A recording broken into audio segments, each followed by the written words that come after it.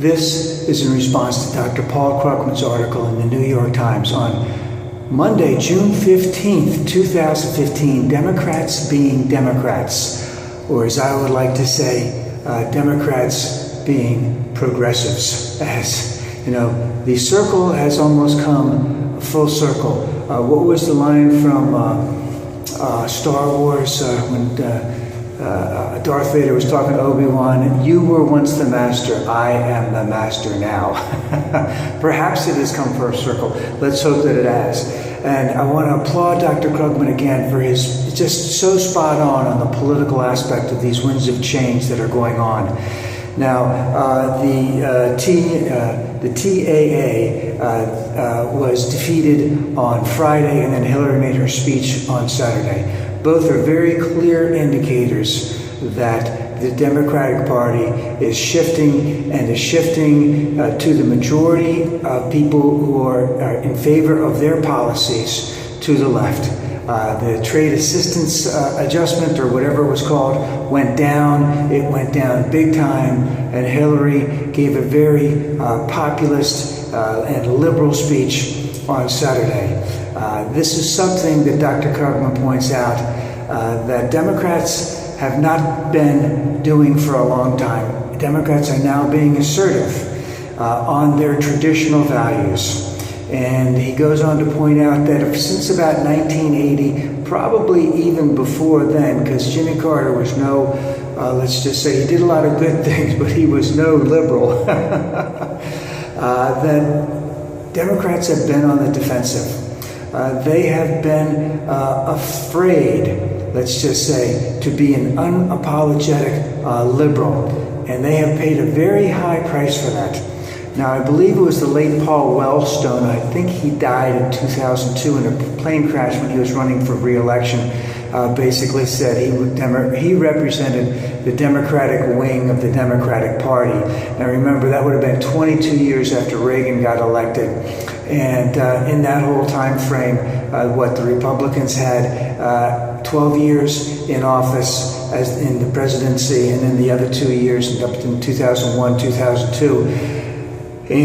But he was an unapologetic liberal, and he did not win his elections by a heck of a lot in Minnesota. But it seems as if those winds have changed. And before, there were not Democrats who were talking like Paul Wellstone was at all.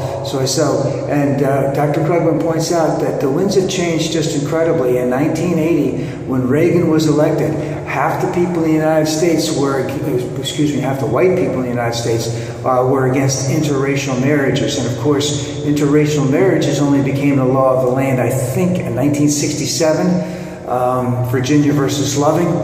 And so 13 years later, still half the population was against that. Fast forward, 2015, 60% of the population, of the entire population, is in favor of gay marriage.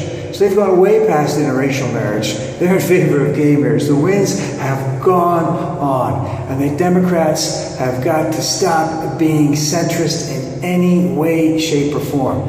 Now remember, one of the big calling cards that Reagan did, he race baited, he knew how to do it, the welfare moms, welfare queens, whatever it was that he said. And remember his line when he criticized the government, that I am from the government and I am here to help. Those are the worst 9 words that you could ever hear.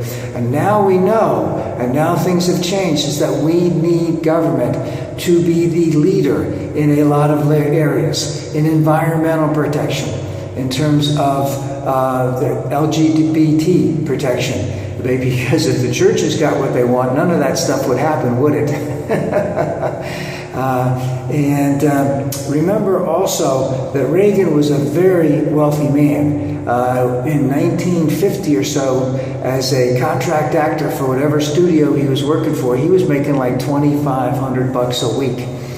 Now, I don't even make that much, and a lot of people do not make that much even today. And when he started doing the GE thing, he started hearing about all the ways that these guys were talking about how they wanted to get their taxes down. Remember, the tax rate was like 90% at that time. And of course, all he wanted to do was to cut down taxes and to shrink government. Of course, he made the debt much, much higher, but that's an aside to everything. But Dr. Krugman points out that what we're finding out now is that government programs do work. The Affordable Care Act does work. Now, yesterday you saw Paul Ryan up there, even with Chris Wallace, who tore him apart, asking him time and time again, what is the Republican answer to the Affordable Care Act if the Supreme Court strikes out that one clause this week or next week? And he just hemmed and hawed. He didn't have an answer. And, you know, this is what has gone on, is that government programs are working. Government programs are helping the average working person. They are there as support, as a lifeline to help, not as a crutch, which all the Republicans think that it is. Dr. Krugman then goes on to criticize a little bit what he calls the Davos Democrats, who are mostly aligned with Wall Street, the Democratic Leadership Conference, who basically were okay with deregulation of the banking system, which we know now really was an appallingly terrible thing to do, and have also been in line with the Republicans in terms of indicating that interest rates could go sky high and inflation could go sky high, and none of those things have happened. None of those things have happened. So Americans are weary of all the naysaying of all of this stuff, you know. And then the last part is that this is what's really going on: is that Democratic ideas, the Democrats' policies work. The Republican policies don't work. And he doesn't give an example, but I would give the example of the Affordable Care Act. It took a long time to get that law enacted. And ever since it's been enacted, it has been a political issue, it has been an election issue, it's been a fundraising issue for the Republicans day in and day out since it came out. A lot of fear-mongering, a lot of bogus information, outright lying on the part of the Republicans. And they said that they were going to get rid of it in any way, shape, or form. They still say that. They haven't had one policy on the Affordable Care Act that they've agreed to at all. So the Affordable Care Act has a number of things in it that are helpful to people. They haven't even agreed on one of those issues that they would take exception to what the current policy is. They just say they want to get rid of it, and they've had 5 years to change it, 5 years to come up with a policy, with something, and they really have not come up with anything. And of course, this really goes to the heart of the matter, is that right now, the Democrats are being part of the solution, and the Republicans are being part of the problem.